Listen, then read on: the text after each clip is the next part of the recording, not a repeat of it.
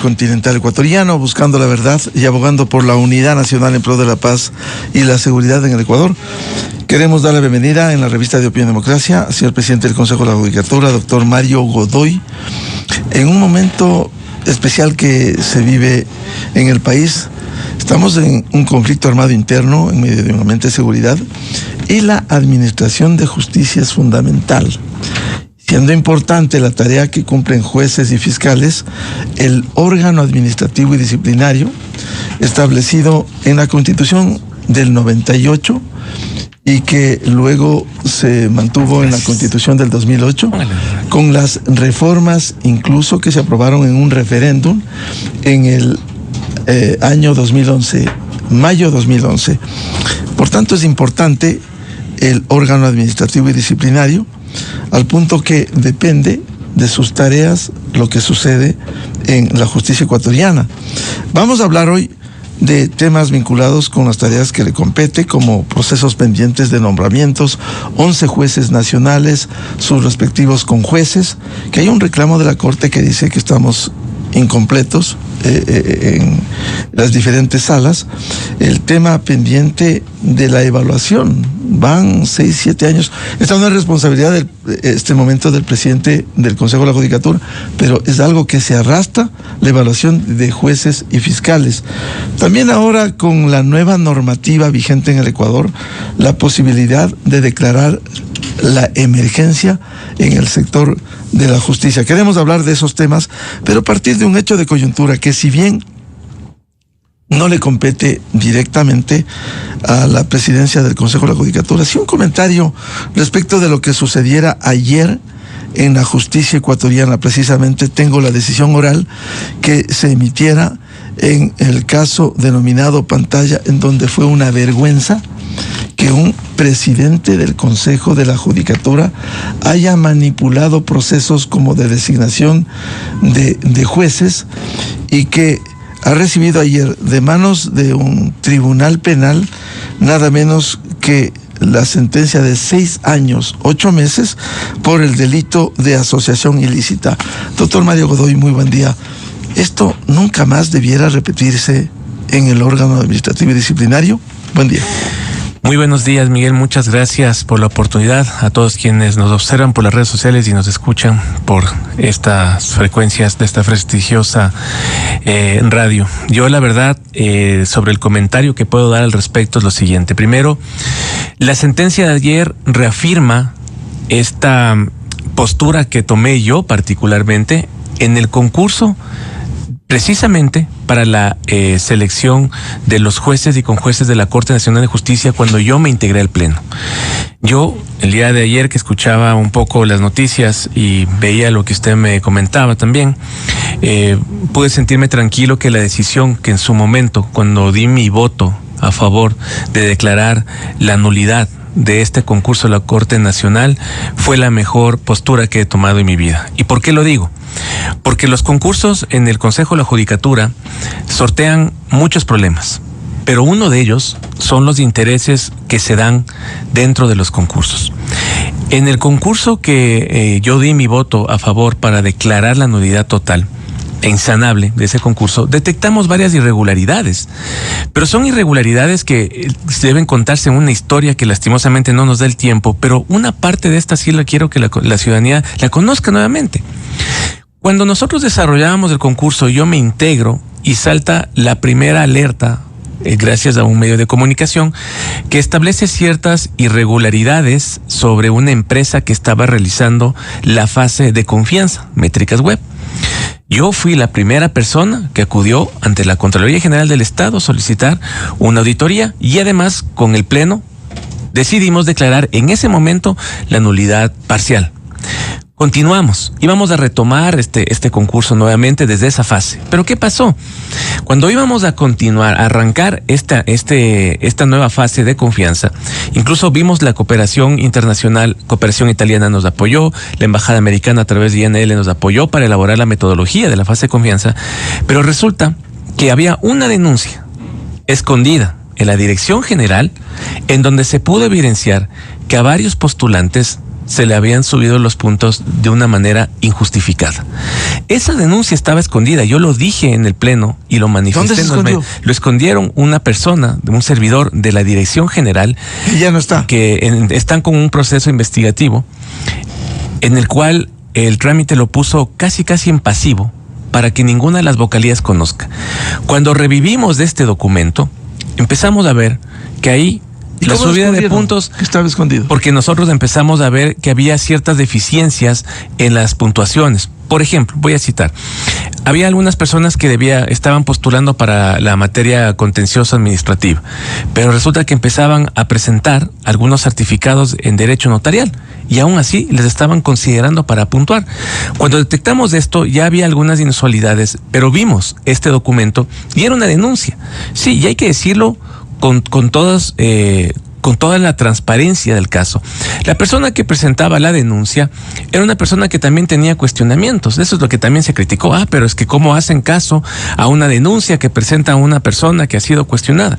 No era quien está presentando la denuncia, eran los hechos que estaba denunciando. Y resulta que los hechos que estaba denunciando, pudimos hacer una verificación y en una muestra casi el 5% de los postulantes se determinó que a varios postulantes se les había subido los puntos en la fase de calificación, no de 2, no de 3, de 10, de 15 y hasta 25 puntos. Eso es lo que ocurría en los concursos.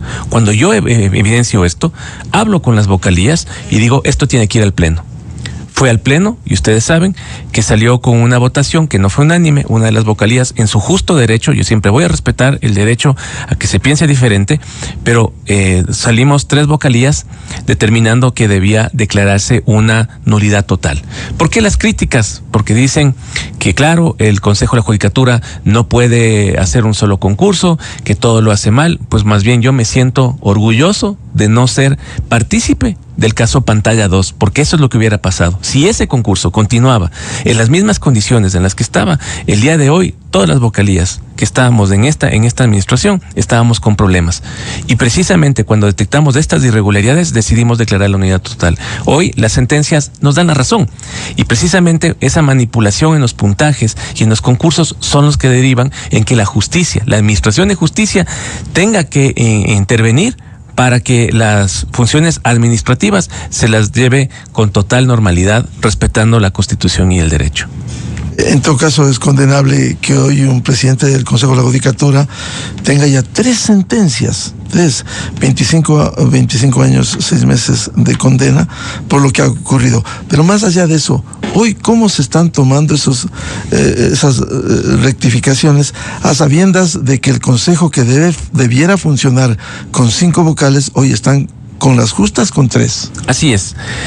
Primero, esto es un asunto que lastimosamente ya no depende de quien está en este momento en la presidencia ni de las vocalías. No somos los responsables de que estemos 3 de 5, porque adicionalmente ustedes saben que hay una responsabilidad o atribución, mejor dicho, que la lleva adelante el Consejo de Participación Ciudadana para poder integrar el Consejo. Pero más allá de eso, tampoco es responsabilidad del Consejo de Participación Ciudadana toda la situación jurídica en la que estaban inmersos los anteriores vocales. Los anteriores vocales también inmersos en procesos penales, en juicios políticos que obviamente derivaron en la salida de alguno de ellos. Y por eso hoy por hoy esta integración del Consejo ya no tiene suplentes, ya no tiene personas que puedan sustituir a las 3 vocalías y eso ha generado un problema. Ustedes lo conocen, ya esto es de conocimiento público. En el caso de la doctora Solanda Goyes ha presentado para su juicio político un certificado médico. A nosotros también nos ha hecho conocer sobre este certificado médico por un tema de salud y obviamente esto nos pone cuesta arriba algunas cosas a la interna, porque la integración a la presente fecha somos 3 de 5 y el quórum se tiene que instalar con 3, es decir, estamos con las justas, como se dice coloquialmente hablando. Claro, esto depende para completar, no del Consejo de la Judicatura, sino del Consejo de Participación Ciudadana, y esto también, el Consejo de Participación Ciudadana necesita de las ternas. Vea, doctor Godoy, lo que ha ocurrido, no es la responsabilidad del Consejo de la Judicatura, insisto, a la Corte Nacional le devolvieron la terna para completar al tercero que estaba inhabilitado. A la Defensoría Pública le devuelven para que complete, cambie o reemplace la terna ante la renuncia del tercero que la integraba. Se está esperando la terna del Ejecutivo. Es decir, esto pudiera ser para largo rato si no hay la decisión en el origen para que se complete el Consejo de la Judicatura. Sí, yo obviamente en eso solamente puedo decir que tengo la plena certeza que las fuentes que presentan las ternas hacia el Consejo de Participación Ciudadana están conscientes de la realidad de cuál es la crisis que atraviesa la función judicial. Asumo que lo presentarán esas ternas en los tiempos en el menor tiempo posible, pero también es necesario decir que hay situaciones que no se pueden controlar. Entiendo que hay una renuncia sobre una terna de la Defensoría Pública. Así es. Entonces, obviamente eso implica que esa terna tiene que nuevamente completarse. Así que son situaciones que desde luego a nosotros lo vemos un poco con preocupación por el tema del quórum, porque tenemos que sortear en verdad todos los consejeros. Nadie puede enfermarse así. Y eso es justo lo que le quería comentar. O sea, las vocalías, principalmente la doctora Yolanda Yupanqui y mi persona, Consuero, a veces hemos estado en la institución porque tenemos un sentido de responsabilidad. Y yo lo dije ayer en la asamblea. Para mí hubiera sido fácil, ante las tantas críticas que llegan al Consejo de la Judicatura, decir, bueno, ¿saben qué? Yo presento mi renuncia y me hago a un lado, pero es un tema de responsabilidad. Estamos con temas de delincuencia organizada que tratamos nosotros, en la medida de nuestras posibilidades y limitaciones legales, de coadyuvar con esto las tres vocalías, pero como le digo, yo particularmente, en este cargo que ya llevo un año, voy a cumplir un año, hemos tratado de, pese a todas las limitaciones financieras, legales, administrativas, tratar de aportar con nuestro grano de arena. Sabemos que hay muchas cosas que mejorar, sabemos que aún nos falta mucho, pero como le digo, incluso hasta las limitaciones del quórum tenemos, y pese a eso, algo que no se le puede, creo yo, endilgar en manera negativa, es toda la actuación que hemos llevado adelante en el control disciplinario. Tanto así que tenemos cierta resistencia de algunos operadores de justicia, jueces, fiscales, defensores públicos, que a veces piensan que esto es un tema de persecución, y no es persecución. Aquí en cada proceso disciplinario se respeta el debido proceso, como tiene que ser. Pero si un servidor administrativo o jurisdiccional de la función judicial ha incurrido en una de las sanciones, pues bueno, entonces tendrá que tener una sanción conforme a lo que establece la norma. Antes de pasar a esos temas de fondo, una vez que la terna de la Corte Nacional de Justicia ha sido devuelta al doctor José Swin, presidente de la Corte, ¿a usted le gustaría continuar en el Consejo de la Judicatura o integrar la terna de la Corte Nacional, a sabiendas de que por mandato legal quien sea designado por la terna de la Corte Nacional deberá presidir el Consejo de la Judicatura? Yo siempre lo he manifestado. Mario Godoy no se caracterizó por ir a tocar las puertas de ninguna fuente, de las fuentes, para solicitar que por favor le pongan en la terna. Ese no es mi estilo y no lo va a hacer ahora tampoco. Yo he dejado que cada una de las ternas tome la decisión que corresponda. Las ternas remitidas por cada una, por ejemplo, la Fiscalía entiendo que remitió, en la Defensoría Pública existió esto también. Cuando yo estaba en funciones, faltaba el tema del Ejecutivo, lo de la Asamblea también, la Asamblea pasó esto. La propia Corte Nacional de Justicia remitió su terna, y yo he sido siempre respetuoso de aquello. Es ya la voluntad que vean en las personas, en los perfiles, de ver a quienes pueden ponerles para que integren estas ternas, y obviamente ellos valorarán si es que el trabajo que se ha hecho modestamente hasta la presente fecha ha sido bueno o malo, o justifique o no que yo esté en una terna. Pero yo particularmente no estoy buscando estar en ninguna terna, no he ido a hablar absolutamente con ninguna de las fuentes, y como le digo, serán ya cada una de ellas las que valoren si es que el trabajo que se ha hecho hasta la presente fecha pueda justificar mi nombre en una terna o no. Vamos a los temas de fondo que le compete. Cierto es que hay 3 de 5 vocales del Consejo de la Judicatura y que no puede paralizarse el órgano administrativo y disciplinario. ¿Cómo va el concurso para designar jueces nacionales y con jueces nacionales? Yo ahí quiero dar un contexto, estimado Miguel, y siempre traigo documentos y datos. Eso es lo importante. Yo creo que el tema de justicia tiene que ser analizado en el contexto de los datos. Y sí, siempre hago énfasis en esto. ¿Quién es el dueño de la data jurisdiccional? Es el Consejo de la Judicatura. Es el Consejo de la Judicatura el que puede decir, miren, nosotros tenemos tanto porcentaje, sabemos que un juez tiene tanto porcentaje de carga convencional y carga constitucional, porque nosotros tenemos de esa data. Y lo importante es que la ciudadanía conozca esos datos. Por ejemplo, nosotros tenemos un déficit de jueces y quiero abordarle en el contexto para responder la pregunta. Para que usted conozca y la ciudadanía conozca, el déficit de jueces son en total, de acuerdo al último levantamiento de información que tenemos de las áreas técnicas, que es innovación y gestión procesal, además de talento humano, son 754 jueces que nos faltan, jueces. En que nosotros los tenemos incluso parametrizados, por qué instancia y en materia. Así, por ejemplo, en Corte Nacional faltan 11, en Cortes Provinciales 57, en tribunales distritales tenemos contencioso administrativo y tributario 46, tribunales penales 53, y este es el más fuerte, las unidades judiciales 470, y en materia constitucional tenemos 116. Este tema aquí es muy importante que lo conozcan. Como saben, nosotros llevamos adelante el proceso para la designación de los jueces en materia constitucional, especializados en materia constitucional. La Corte Constitucional emitió una sentencia que declaró inconstitucional toda la resolución de los distritos que habíamos quedado y volvemos a cero y a cumplir lo que la Corte Constitucional nos dice. Nosotros teníamos una proyección de 56 jueces aproximadamente en materia constitucional que el Estado le iba a costar $9 millones. Con la sentencia de la Corte Constitucional, y obviamente nosotros somos respetuosos de la Corte Constitucional, no cabe duda al respecto, ahora con la proyección en cumplimiento de la sentencia de la Corte Constitucional, ya hemos recibido la aclaración precisamente de esa sentencia que nos hacen conocer, posiblemente solamente para el tema de mantener a los jueces constitucionales de acuerdo a la nueva sentencia, se necesitan $8.3 millones de 116 jueces, más lo que la Corte nos pide, que sean los jueces multicompetentes, que sean los encargados de atender materia constitucional, lo cual es un riesgo, lo decimos así de manera clara. Tenemos que cumplir lo que dice la Corte Constitucional, lo haremos, pero es un riesgo lo que nos ha dicho la Corte Constitucional, porque nosotros ya sabemos cómo funciona la parte jurisdiccional.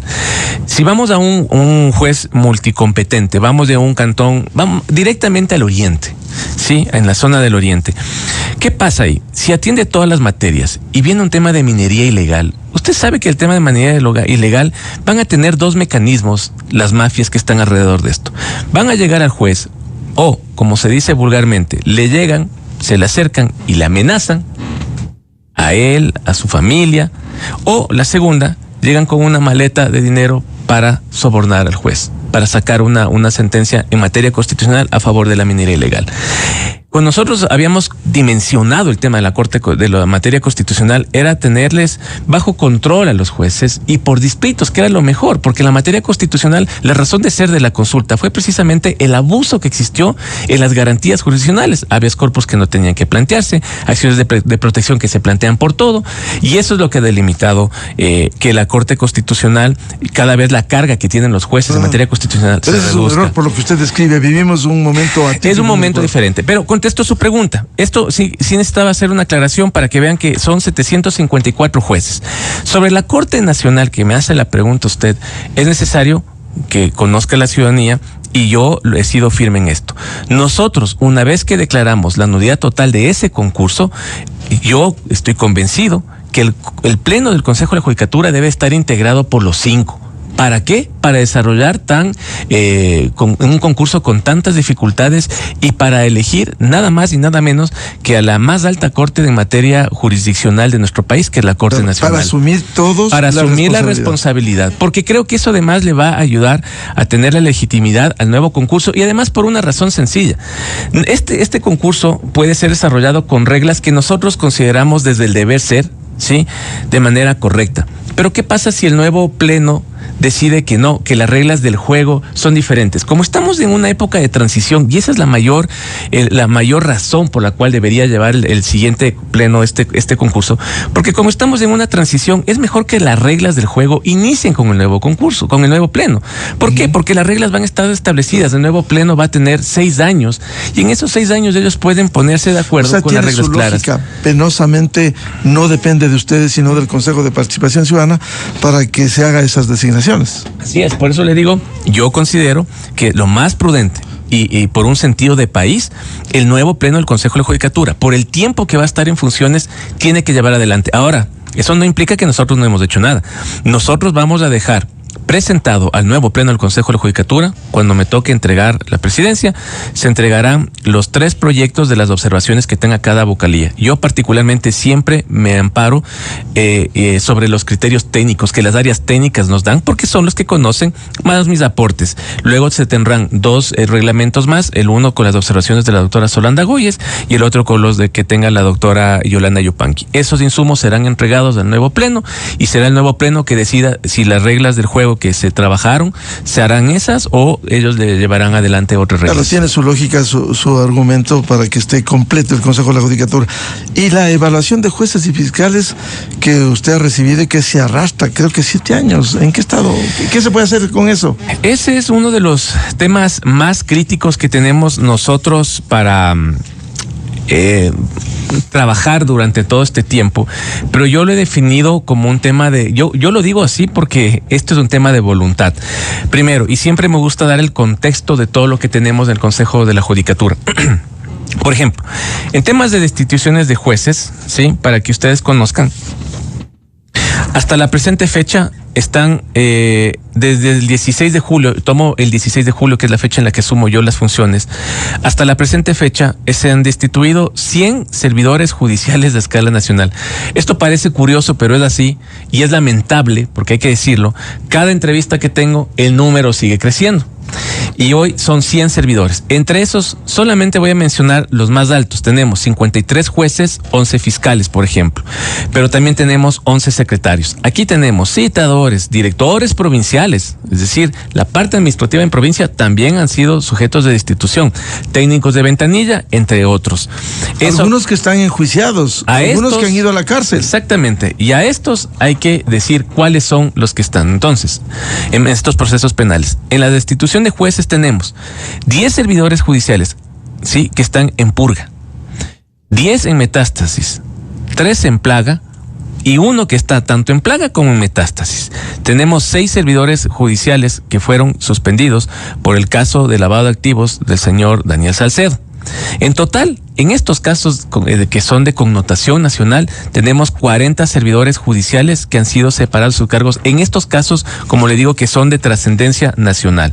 Ahora bien, cuando nosotros vamos a la problemática del Consejo de la Judicatura, que es la que generalmente yo lo trabajo siempre y lo abordo con datos, nosotros desde el año 2020, que fue mi presentación ante la Asamblea y en el rol que tiene la Asamblea legítimo de hacer la fiscalización. 2020, desde el 2020 tenemos nosotros la data. Cuando acudí a la Asamblea fue con datos como tiene que ser. Y se evidenció prácticamente el abandono que vive la función judicial. Yo no es que trato de sacar, como se dice vulgarmente, el cuerpo y hacerme a un lado la de responsabilidades, pero hay que estar claro que, por ejemplo, en la infraestructura física de los complejos judiciales, no es que yo estoy un año se ha deteriorado. Esto es un abandono que viene de años, de décadas, y lo digo así. ¿Por qué? Porque cuando usted va, por ejemplo, a los complejos judiciales, estamos en territorio, vamos de Esmeraldas, dentro de las propias instalaciones de los complejos judiciales, vemos que están creciendo plantas. O sea, ya la humedad no es nada a comparación de las plantas que crecen adentro por la propia existencia de problemas ya estructurales. Fallos estructurales que pueden poner incluso en riesgo la seguridad de los servidores judiciales, los abogados y los usuarios de justicia. Por ejemplo, eso no es que se daña o tiene problemas a partir del último año. Y los datos que yo llevé fueron del 2020 hacia acá. Por ejemplo, desde el 2020 el déficit que se tiene en el Consejo de la Judicatura, en el 2020 fueron 5 millones, en el 21 9 millones. En el 2022, 34 millones. 2023, 36 millones. En el 2024, 72 millones.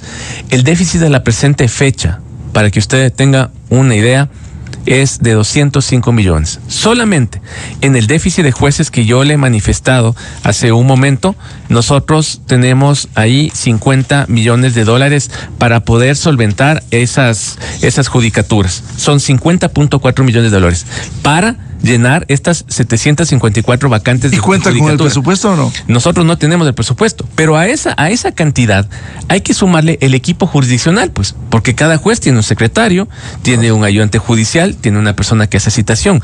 Y a este valor que le estoy dando de los 200 millones de dólares que tenemos de déficit, hay que sumarle las necesidades que tiene el resto de la función. Órganos autónomos, ¿cómo? La Defensoría Pública, que también debe tener sus necesidades, y la Fiscalía, que también debe tener sus necesidades. Solamente en lo que conozco por la mesa de seguridad que iniciamos nosotros, la Fiscalía creo que necesita más de 100 o 200 fiscales. Aproximadamente fue el número que dio el doctor Toing. A eso hay que agregarle ese presupuesto, más del equipo que necesitan los fiscales, secretarios, ayudantes de fiscales, etcétera. Por lo que usted relata, estos 100 servidores judiciales sancionados desde el 16 de julio del año pasado, ¿cómo ser implacables con las irregularidades que cometen? Hay la atribución de al menos suspender mientras se hace el proceso administrativo y disciplinario. Hemos escuchado y hemos visto en casuística el que no se modulen las sanciones cuando hay jueces que han caído en el artículo 109 del Código Orgánico de la Función Judicial con las causales de error inexcusable, dolo o negligencia manifiesta. ¿Cómo ser implacables para que no se modulen sanciones con quienes han incurrido en faltas gravísimas? Miguel, solamente permítame contestar un poco el tema de la evaluación para no saltarme, para ir en orden, porque esto sí es muy importante. Primero, el tema de la evaluación, y lo digo de manera frontal, por favor, a todos los jueces que están inquietos sobre este asunto, hay que decirlo, pero hay que decir en los espacios correspondientes. Si el proceso de evaluación no se lo ha llevado desde aproximadamente el año 2016, ¿cómo es posible que a la presente fecha estemos todos tranquilos y cuando se empieza a hablar de evaluación empiezan a ponerse un poco tensos ciertos operadores de justicia, ciertos jueces? No son todos. Yo he tenido la oportunidad de hablar con la Asociación de Magistrados, pero entiendo que hay un sector que por qué nos van a evaluar, que acaso hemos hecho algo malo. Es un mandato legal. La evaluación es un mandato legal, está establecido en el Código Orgánico. Claro que deberían estar nerviosos aquellos que la Contraloría, por ejemplo, ha establecido el supuesto enriquecimiento ilícito. Entonces, deben estar inquietos. Eso es lo que yo manifiesto. El servidor judicial, principalmente hablando de los jueces, porque es el primer segmento que se realizará el proceso de evaluación. Los servidores judiciales, específicamente los jueces, que tienen que estar tensos, inquietos y preocupados, son los jueces, por ejemplo, que el señor Contralor el día de ayer en una comisión de la Asamblea indicó que no tienen justificativo de patrimonio. Esos son los jueces que tienen que estar preocupados. Lo que yo lo digo desde el momento en que yo me senté en el cargo. El secretario que gana $2,000, el juez que gana 4,000, el de Corte Provincial 5,000. En estos estratos que tengan 4 carros de alta gama, casas de $500,000, más de $1,000,000, un reloj de 1, 2, 3 y hasta 4 relojes de alta gama. Esos casi similares a los que se encontró en la caleta de Fito. Esos son los jueces que tienen que estar preocupados en la evaluación. Por eso, con esto culmino, la evaluación es prioritaria y aquí todos tenemos que arrimar el hombro. ¿Por qué? Porque la evaluación no se ha hecho hace mucho tiempo y eso tiene que hacerse por mandato de ley. Aquí no deberían existir ningún tipo de suspicacias porque no es una cacería de brujas, aquí es un mandato legal. Así es. ¿Y cuándo se empieza? Nosotros estamos ya elaborando, tenemos lista la metodología, tenemos listo el informe, el sistema operativo. Lo que queremos hacer es lo siguiente, vamos a recoger las observaciones de la vocalía y creemos nosotros necesarios que la declaratoria de emergencia tendría que ir de la mano. De igual manera. Ya tiene la atribución, ¿lo va a hacer? La declaratoria de emergencia, yo vengo hablando de esto el anterior año. Ya. Porque nadie lo ha hablado. Ahora ya hay la norma legal. Ahora existe la norma y nosotros tenemos adelantado ya los estudios. Tenemos que hacer algunos ajustes. Yo lo manifesté ayer en la prensa. Tenemos que hacer algunos ajustes para la declaratoria de emergencia. Pero la declaratoria de emergencia, volvemos al mismo tema de esta tensión que tienen ciertos jueces, de que están preocupados. La declaratoria de emergencia ya existe en el Código Orgánico. Se llama declaratoria emergente. Así se llama. Es la figura que existe en el Código Orgánico. Y ya lo han hecho. Lo he dicho en la asamblea, en las dos comisiones que me han convocado. Lo han hecho en administración del doctor Román, de la doctora que se me va el nombre, lo he hecho desde el año 2019 se viene realizando estas declaratorias de emergentes. Por ejemplo, para la designación de jueces, María del Carmen Maldonado, se me fue. Desde esa época se han hecho estas declaratorias. ¿Para qué? Para la designación de conjueces temporales. No es una figura que no existe. Y la declaratoria de emergencia, que ahora tiene un nombre, es para cubrir todos estos procesos que establece, obviamente, la normativa. Aquí están los procesos que dice el incorporado del 269, están establecidos en las nuevas reformas, que son establecer un régimen especial expedito para ingreso a la carrera judicial, resignar y requerir recursos presupuestarios para atender la emergencia, realizar evaluaciones anticipadas de jueces y fiscales y realizar las contrataciones de emergencia que se requieran. Pero todo esto dentro de un proceso de declaratoria de emergencia que la propia normativa establece que debe tener un tiempo, pues. O sea, esto no es un proceso que se lo va a llevar por años. Tiene un periodo de tiempo en el cual hacerse. Por eso la evaluación tiene que ser uno de los primeros parámetros planteados en esta declaratoria de emergencia. ¿Y eso se dejará para el nuevo consejo o también la emergencia se emprenderá? Yo insisto nuevamente, por mi parte, la presidencia ha trabajado ya en los insumos respectivos de la normativa para realizar la evaluación.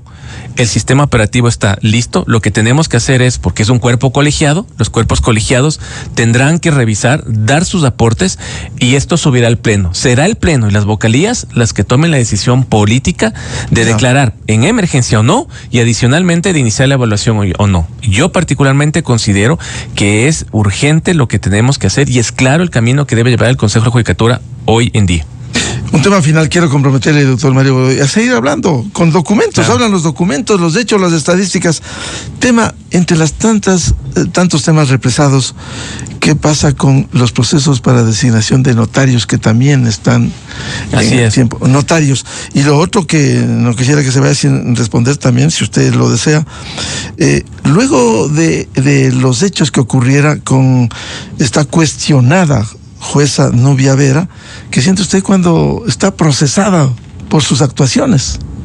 Empiezo por los notarios. El tema de los notarios también ha sido un punto que no se lo ha trabajado y se lo ha abordado de la manera correcta. Han tenido muchos problemas y vacíos durante varias administraciones. Tenemos una buena relación con la Federación Nacional de Notarios, sin embargo yo he sido súper claro. Con los notarios vamos a trabajar de la mano para potenciar todo lo que significa el trabajo notarial, pero también voy a asumir el rol de institucionalidad. Trabajar de la mano significa, escucharemos lo que tienen, sus pretensiones serán bien recibidas, tendremos las mesas de trabajo, pero hay cuestiones que tenemos que sentarnos. Tenemos alertas que hay ciertas notarías en donde los grupos de delincuencia organizada convenian con aceptación de los notarios, están siendo administradas por grupos de delincuencia organizada. Terribles. Sí. Y adicionalmente hay otros que hay indicios de temas, sí, tenemos algunas pruebas de esto. Vamos a trabajar con el ente de control para buscar la manera de actuar, ¿no? Con la fiscalía también. Estamos trabajando todo, levantando toda la información porque tenemos que llegar con sustento técnico. Y hay otros casos que las notarías también están con problemas de extorsión de los grupos de delincuencia organizada. Además de eso, los notarios tienen que ser evaluados. Necesitamos de entrar a un proceso de evaluación y obviamente la designación para terminar con estos encargos que ya parecen incluso lo que pasaba en la antigüedad, un cargo por dinastía. Así que ese tipo de cosas estamos trabajando al respecto. Tomará un tiempo, tenemos otras también prioridades que ponerles ahí entre tantos urgencias problemas. Como los concursos. Ahora, sobre el tema de la señora Nubia Vera, yo lo único que tengo que decir al respecto es, en alguna entrevista, uno de los periodistas me dijo que tenía una visión de que esto sonaba un tema de persecución. Yo soy enfático y digo, con claridad. Aquí no hay ningún tipo de persecución. De hecho, de lo poco que conozco del caso de la señora Nubia Vera, es por un usuario del servicio de justicia que creo, según lo que leí en un documento que es público, que es una recusación, porque la denuncia usted sabe que es reservada, aparentemente estaba solicitándole la entrega de muebles y no sé si de dinero para resolver una situación de un menor. Entonces, entiendo que los hechos se dan en ese contexto, sé lo que todo mundo conoce, que la Fiscalía realizó un allanamiento y hasta ahí es donde yo conozco. La opinión al respecto es qué puedo yo decirle sobre hechos que realmente no conozco a fondo, pero si es que la justicia está haciendo lo que tenga que hacer, obviamente ella tendrá que responder de acuerdo a las acciones que ha cometido. Lo que sí quiero también ser enfático en esto es que en el caso particular, lo que la señora Nubia Vera quiso ganar metiéndome a mí en un tema legal era impunidad, y eso es así de claro. No hay cómo perder de vista eso. ¿Por qué? Porque en el momento en que ella generó todo este show armado, resulta que yo, cuando tenga que conocer en este pleno un tema disciplinario de la señora, yo por obvias razones tengo que excusar. Y obviamente, si es que las otras vocalías, eso ya lo definirán ellas en el momento oportuno, no llegan a tomar una decisión que quede en mayoría, la señora podrá quedar sin una sanción. Entonces, yo, como tengo que apartar de ese caso, ante la justicia, generará una impunidad, que es lo que buscaba y es lo que consiguió. Bueno, los jueces con sus actuaciones tendrán que responder. En este caso, porque sí fue cuestionable la actuación de beneficiar a una vicepresidenta que hoy está en el olvido de todas las barbaridades que cometiera. Doctor Mario Godoy, presidente del Consejo de la Judicatura, muchas gracias por atender la revista de Opinión Democracia, y le comprometo a seguir hablando de esto que está en proceso. Muchísimas gracias y les agradezco la oportunidad. Yo estaré siempre presto a contestar todas las preguntas, y para mí informar a la ciudadanía con datos, lo que hacemos del Consejo de la Judicatura siempre será bien visto. Muchas gracias. Muchas gracias, doctor Godoy. Gracias. 8 de la mañana en el territorio continental ecuatoriano. Vamos a una pausa y ya volvemos con el constitucionalista y académico en Cuenca, doctor José Chalco, sobre el tema referéndum sobre bases militares y las demandas de inconstitucionalidad a varios cuerpos legales.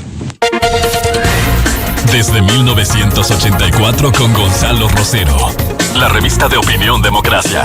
Siempre líderes, siempre confiables. Enseguida regresamos.